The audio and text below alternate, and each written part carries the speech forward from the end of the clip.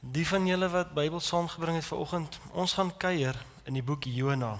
Ruud laasweek in 'n hart van haar boodskap oor die stad Ninive gepreek en toe ek gesê was ek geïnspireer om weer Jona te lees.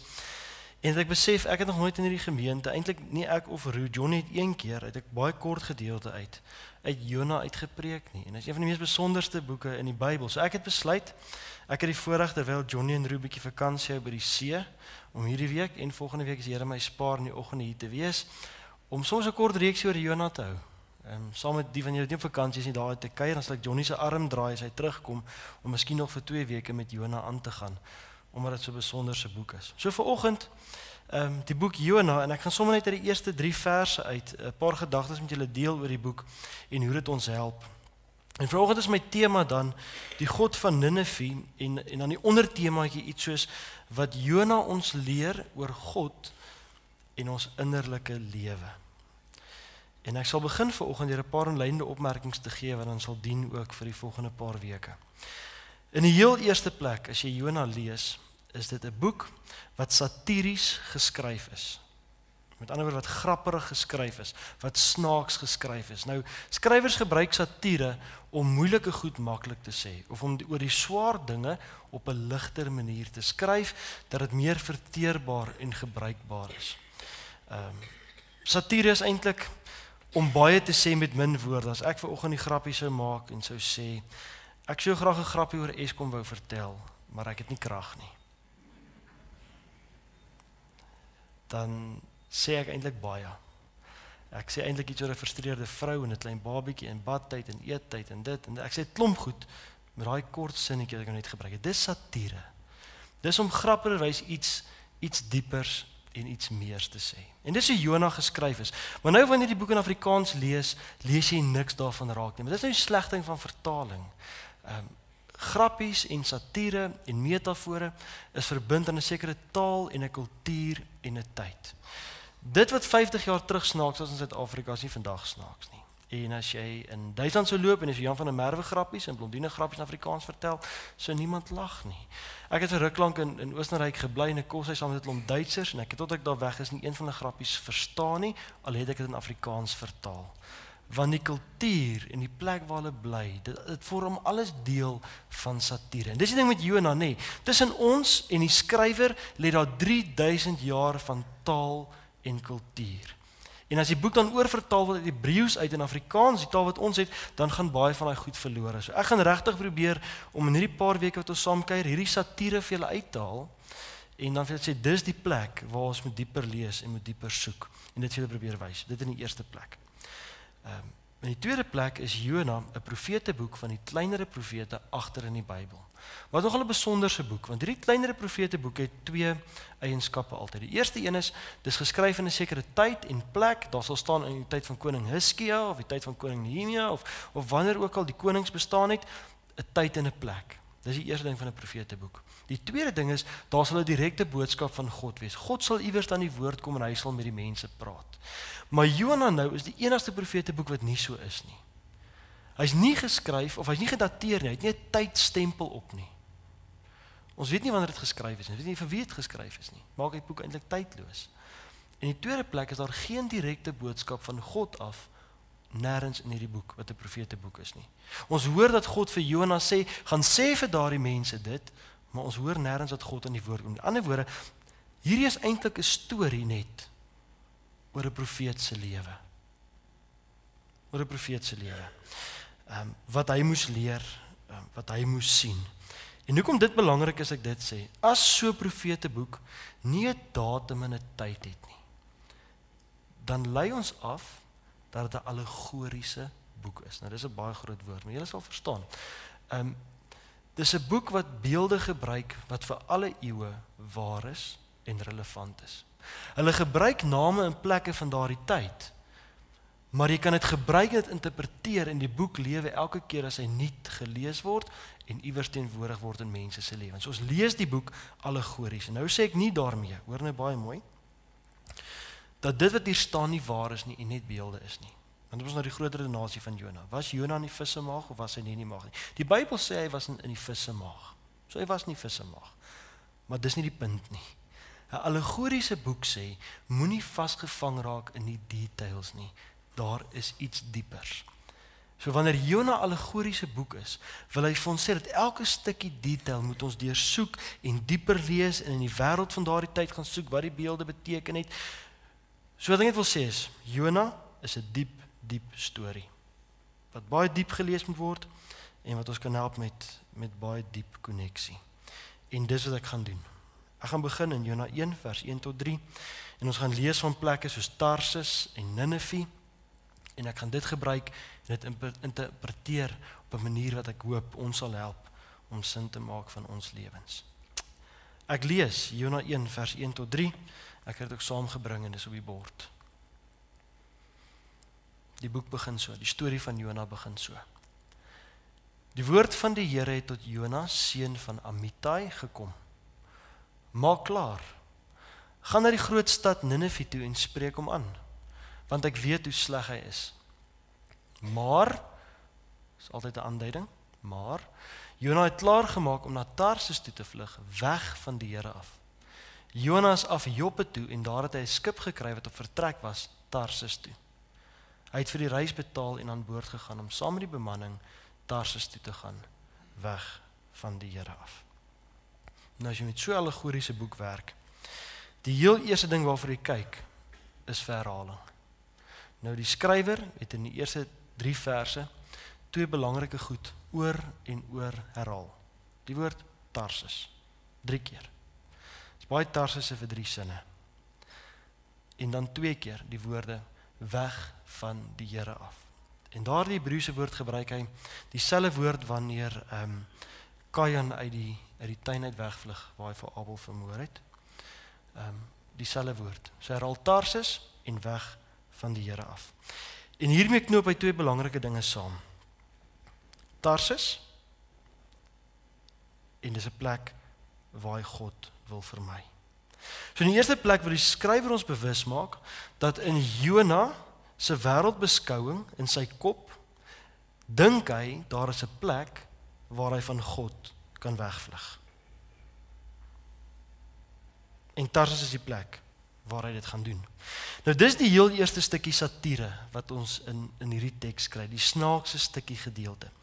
Want die rede hiervoor is Tarsis, ek sal nou iets baie meer oor Tarsis sê, of kom ek sê dit sommer nou. Tarsis is 'n vakansiedorp, soos Hawaii, aan die kus van Spanje. So as jy wil gaan vakansie hou in daardie tyd, het jy op 'n skip geklim vir 'n jaar lank gereis, dit was een van die duurste reise wat jy kon doen, en dan teen Tarsis gaan bly wat so Spanje 'n vakansiedorp is. En wat nou vir die skrywer snaaks is dat hierdie Jood, wat in 'n Joodse tradisie leef, wat sê ek kan nêrens God ontvlug nie, dink hy gaan in Tarsis bly en nie met God gekonfronteer word nie. Tarsis is soos 'n paradys met bome en voëls en strande en see. En ek dink die skrywer ons dink dat hy daar gaan sit en net dink God gaan hom uitlos op daardie plek. Hy gaan so geïnspireer word. Hy gaan nie van God kan ontsnap in daardie paradys nie. So is eintlik vir die skrywer snaaks dat as hy wil vlug, gaan hy na so 'n plek toe waar juis met God gekonfronteer word in die sand en die see, in die mooi natuur. Maar daarmee saam dan die stukkie Joodse geloof dat die Jode oor en oor die storie vertel van profete soos Moses en Elia wat weghardloop. Moses wat iemand doodmaak, woestyn toe vlug, dink hy gaan van God af wegloop en loop in 'n brandende bos vas en God sê vir hom dis ek. So eintlik die ding van die skrywer los ons met hierdie stuk afwagting om te sê julle weet en ek weet dit gaan nie werk nie. Maar kom ons los vir Jona, ons kyk wat gebeur. Dis hierdie boek begin. Julle weet en ek weet dit gaan nie werk nie. Iewers gaan God hom inhaal. As God jou Ninive toe stuur, dan sal jy gaan op een of ander manier.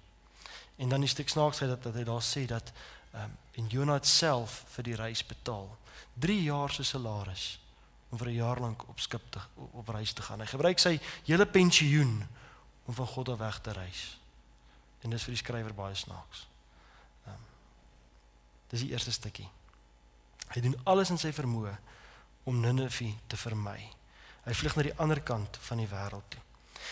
En dan lees ons van 'n dorp in hierdie teks met die naam Ninive. Ruud laas ek baie daaroor gesê, wat 'n groot stad is in die Assiriese ryk. Jona was 'n Jood, hulle het nie van die Assiriërs gehou nie. Sonder om in detail daarin te gaan, klomp slegte mense, hulle was baie sleg vir die Jode, vir die Israeliete. Jona wou nie na hulle toe gaan nie. Ek sal volgende keer iets sê daaroor dat hy nie wou gehad het God moes hulle vergewe nie, maar hy besluit dat hy wil nie daai donker gaan konfronteer nie. En daarmee bring die skrywer vir ons twee dinge in verband met die naam Ninive. In die eerste plek boosheid. Maar in die tweede plek verrassend in hierdie teks, die teenwoordigheid van God. En hier draai die skrywer vir ons die ding so 'n bietjie om te sê die boosheid, maar dis die plek waar God werk.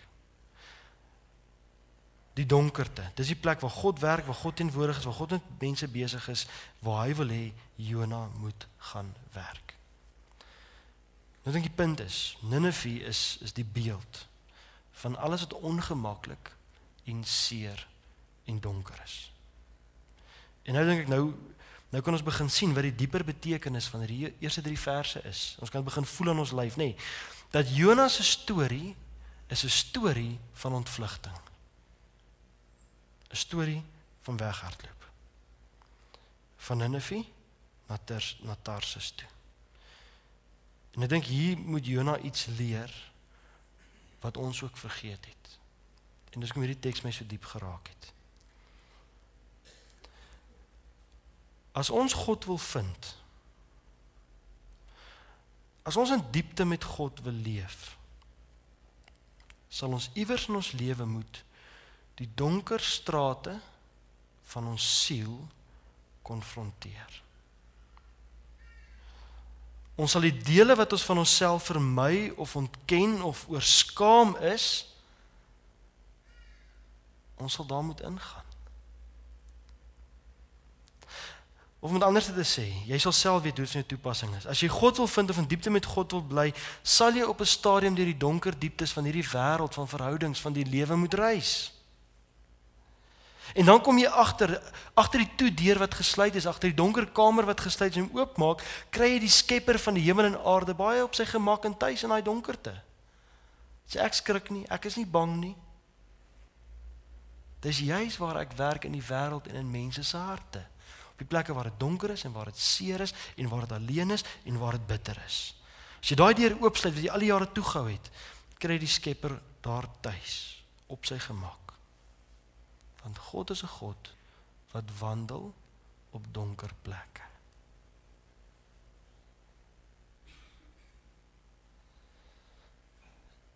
En ek dink hierdie storie sê vir ons kan soontoe gaan.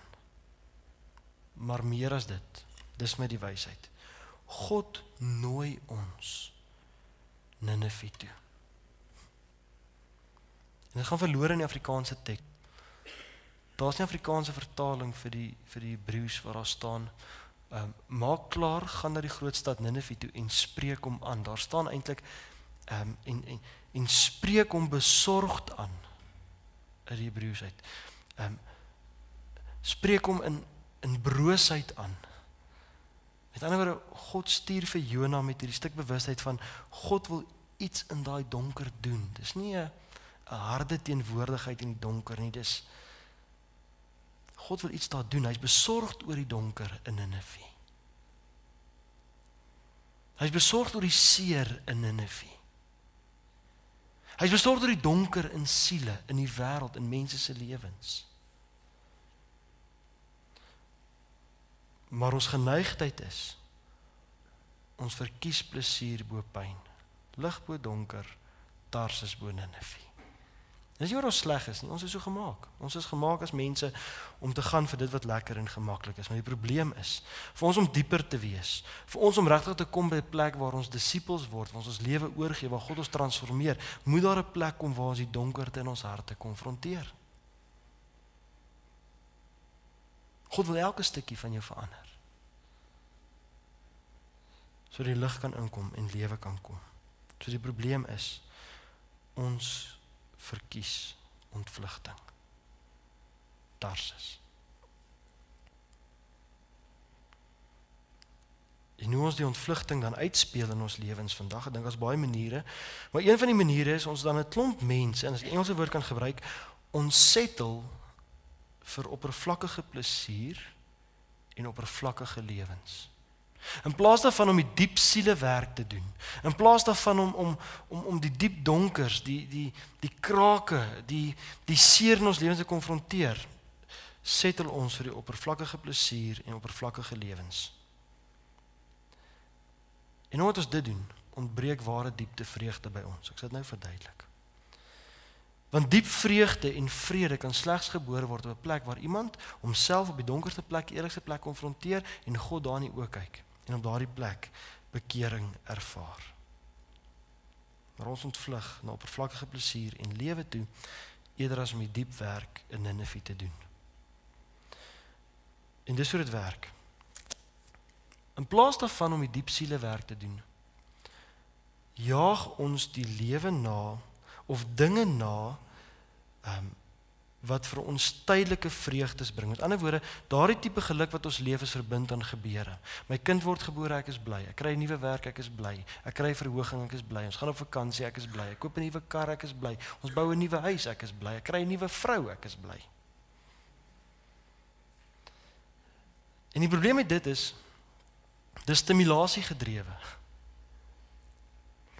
En dan moet ons gereeld probeer om ons lewe te organiseer sodat die vreugde gereeld kan opborrel. Want as dit wegval, val die vreugde weg. As ek my werk verloor, verdwyn my vreugde. As my kind siek word, verdwyn my vreugde. As ek nie verhoging kry nie, verloor ek my vreugde. En dan probeer ons dit klomp goed. Ons koop en ons jaag, ons doen dit klomp goed. Maar as dit verdwyn, dan is ons leeg. En ek sien dit nogal veral met ons ouer mense wat oud word en begin aftree. Dat wanneer daai deel van jou lewe inskop en jy nie meer dit kan doen nie, jy nie so baie goed kan doen dat die vreugde kan opborrel nie, dan kom jy agter, ja, maar nou is my lewe vlak en oppervlakkig en ek het niks dieps om voor te lewe nie. Baie van ons kyk op 'n jonger ouderdom, gaan baie vroeër deur 'n middeljaarskrisis. Maar hoe dit ook al sê, dis hoe dit werk. En God nooi ons nou uit na 'n vreugde wat gewortel is, nie in daai goed nie, maar in 'n reis waar jy jouself en God en die wêreld in Ninive ontmoet.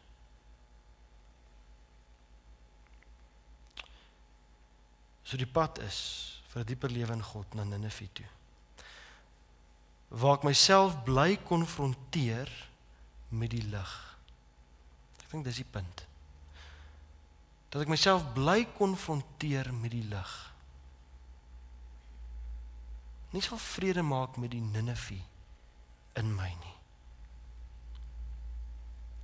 Vir diep egte transformasie om te gebeur. Vir metamorfose om met jou te gebeur. Daai teks ons in 2 Korintiërs.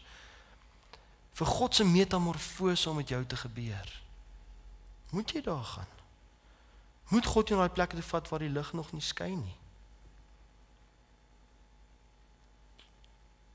Ek dink God sê vir Jona in die teks, moenie vrede maak met jou oppervlakkigheid nie. Daar's dele in jou wat haat, daar's dele in jou wat jaloers is, daar's dele in jou wat nie genoeg kan kry, daar's dele in jou wat afgunstig is, daar's dele in jou, moenie daarmee vrede maak nie. En Jona sê, ek wil niks daarvan hoor nie, ek gaan vakansie hou in Tarsus. Moenie vrede maak met oppervlakkigheid nie. En ek dink dis die krag van hierdie ontdekking, want elke keer as jy daar ingaan, het jy die diep ontdekking, o God is hier. En dis miskien die rede hoekom ons van Ninive af wegvlug. Dis nie oor ons slegte mense is nie. Ons is bang vir die sonde in ons. Ons is bang om te praat oor dit wat seer is. Ek's bang om te praat. Miskien is daar Ninive in my huwelik. Ek is bang om daar te praat. Wat gaan gebeur? Dit voel God se verlater, dit voel alleen. Maar hierdie teks sê elke keer as jy daar gaan, die ontdekking, God is daar. God is alreeds daar. God is daar. So vir my hierdie teks, dink ek, is in die eerste plek 'n uitnodiging om jouself op die diepste vlak te konfronteer. Ons kan almal op die oppervlakte lewe in Tarsus. Ons lewens lyk indrukwekkend.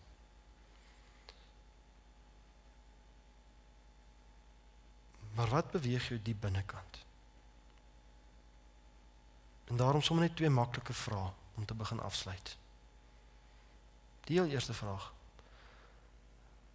Wat is jou Tarsus? Wat is jou simbool van ontvlugting?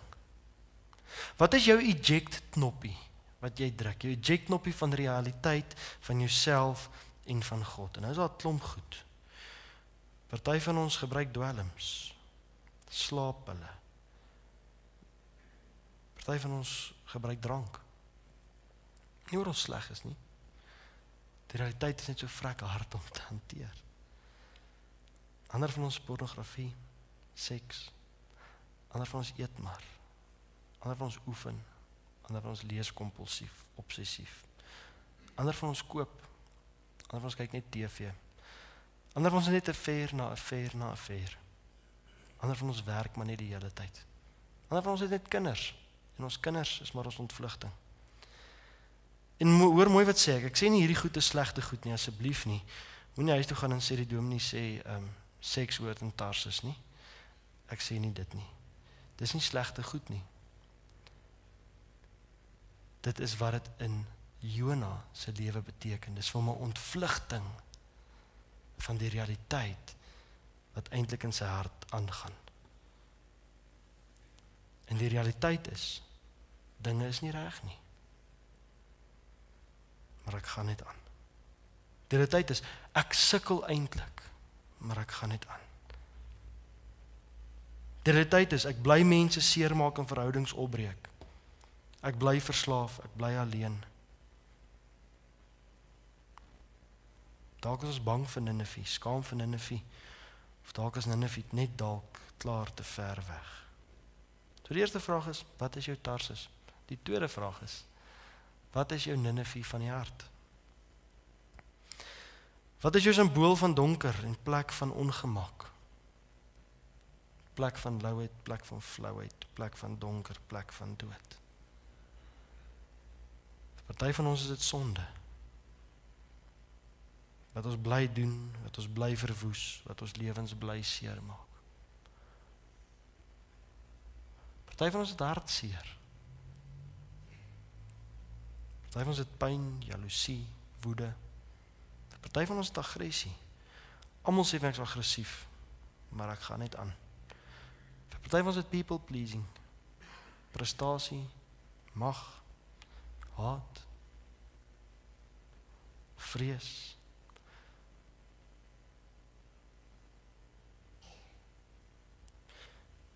En ek wil net hoor vanoggend dat God nie sê dat ons in daardie plekke moet inklim en dit regmaak nie. Nie inklim en dit regmaak nie. God sê nie vir Jona gaan Ninive toe en fix dit nie. Sy enigste opdrag is, gaan Ninive toe, gaan gee dit 'n naam, gaan wees bewus daarvan. Met ander woorde, hoef nie te fix nie. Noem dit net. Sien dit net. Ek is alleen. Ek is lou. Ek is vrek geldgierig. Ek is vrek bang vir die toekoms.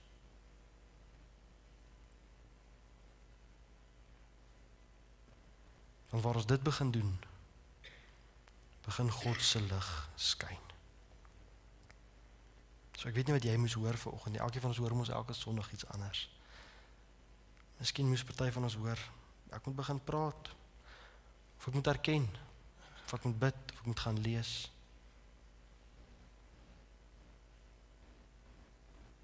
Oor my leegwees, of my foute, of my hardheid, of my flauheid.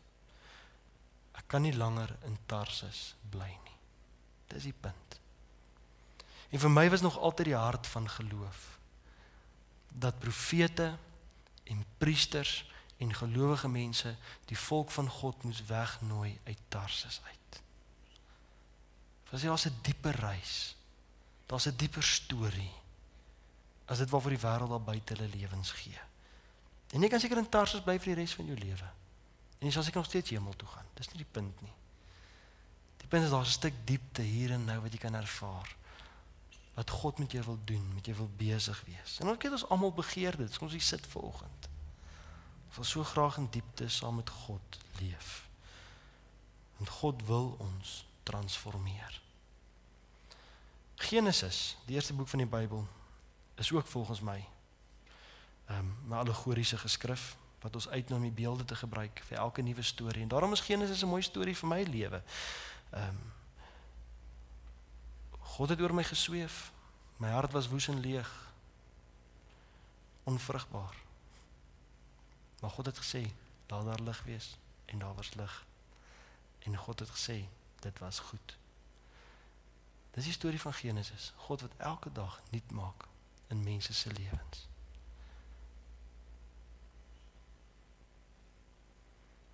Ons sal moet Ninive toe gaan en ons graf te gaan staan vir die opstanding om te gebeur. En miskien moet ek so afsluit. Dis miskien die grootste misterie van geloof. Ek verstaan dit nie. Hoekom kan God ons nie mense van diepte maak in ons slaap nie? Hoekom kan hy nie net in gebed ons mense van diepte maak dat ek die volgende oggend daar kan gaan leef nie? Ek verstaan nie hoekom ons eers moet Ninive toe gaan nie. Jesus vertel dit baie, gaan eers kruis toe. Sterf eers, dan is daar 'n opstanding. Gaan eers Ninive toe. Ek verstaan nie hoekom die Here dit van ons vra nie, maar dis een van die grootste misteries, want waar mense dit reg kry, die kerk praat al die jare van die Paskaal misterie, waar mense dit reg kry om Ninive toe te gaan, Ninive in die oë te kyk, die seer te noem, daarmee te werk, dit te konfronteer, is daar nuwe lewe. Dis ons spirituele begeleiding, een van die oudste dissiplines in die kerk en in die wêreld is. Sielkunde, pastorale berading is een van die oudste professies. Mense het in vroeë tye af na mense toe gaan gesê, ek het seer. En dan sê die persoon, ek hoor jy het seer, vertel my meer. En daar's iets in dit om Ninive in die oë te kyk en daarmee te werk. Ek dink God weet. Al bly ons ver van Ninive af. Ninive bly tog maar deel van ons lewens. En Ninive is nie net sleg vir ons nie. Ook soms vir die mense in ons lewens en vir die wêreld om ons. So dis my gebed vir julle. Ek hoop dat hierdie teks julle diep raak, dat God julle die wysheid mag gee om op daardie plekke te gaan loop waar julle moet, die Ninives in die oë te kyk. Die woord van die Here het tot Jonas seun van Amittai gekom. Maak klaar, gaan na die grootste stad Ninive toe en spreek hom aan in liefde, in besorgdheid, want ek weet hoe sleg, hoe seer hy is. Maar Jona het klaargemaak om na Tarsus toe te vlug, weg van die Here af. Jonas af Joppe toe en daar het hy 'n skip gekry wat op vertrek was Tarsus toe. Hy het self al sy geld vir hierdie reis gegee en aan boord gegaan om saam met die bemanning Tarsus toe te gaan, weg van die Here af. To be continued. Amen.